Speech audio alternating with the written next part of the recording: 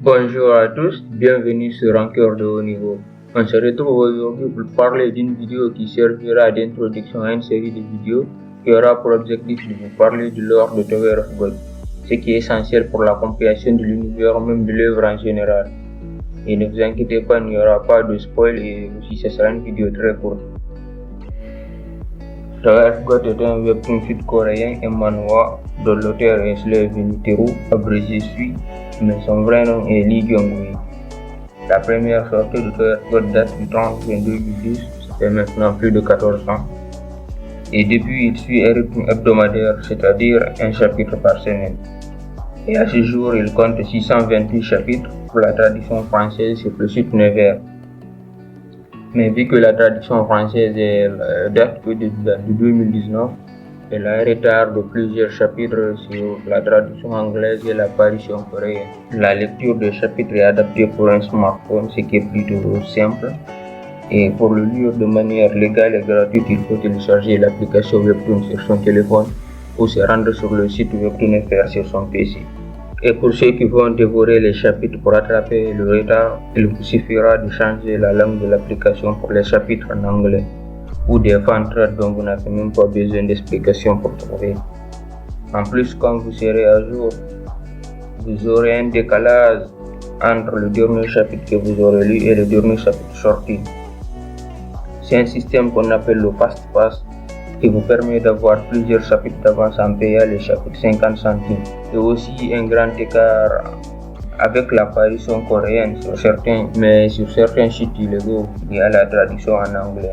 Et enfin, pour ceux qui ont déjà vu l'anime et qui se demandent s'il est nécessaire de lire le manga depuis le début, je dirais oui, parce que l'anime est différent sur quelques points, surtout que c'est plusieurs chapitres qui sont condensés sur 13 épisodes. Pour la première saison en tout cas. Bien sûr, au début, le dessin est amateur, mais n'oubliez pas que c'est sorti en 2010.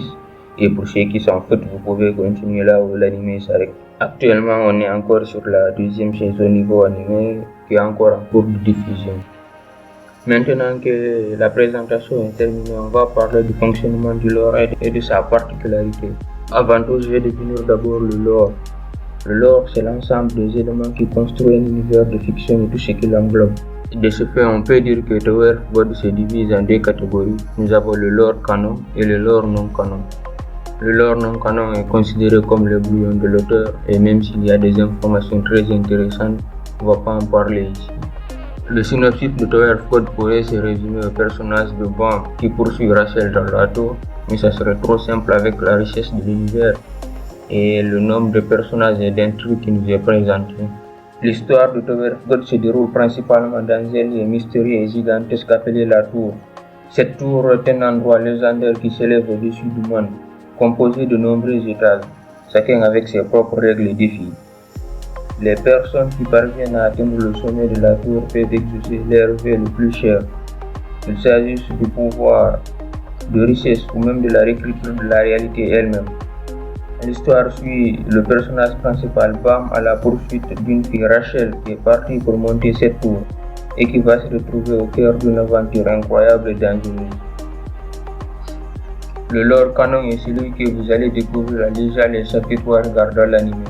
Malgré tout, il faut faire attention à certains détails, par exemple le cas du narrateur faillible, car l'histoire de Tower of God est racontée à travers ses personnages. Et ces derniers ne représentent pas l'auteur, donc tout ce qu'ils disent ou font sont déterminés par la logique de l'intrigue. Du coup, ils peuvent se tromper, mentir ou même essayer de manipuler les gens à travers leurs actions et leurs paroles. Et le deuxième cas, c'est le cas de la traduction dont il faut se méfier avec certaines erreurs qu'on peut retrouver parfois. Et voilà, c'était tout pour la vidéo. N'hésitez pas à vous abonner car des vidéos arrivent très prochainement. Oui, j'ai évité de parler de plusieurs choses pour ne pas spoiler aussi pour faire une vidéo très courte.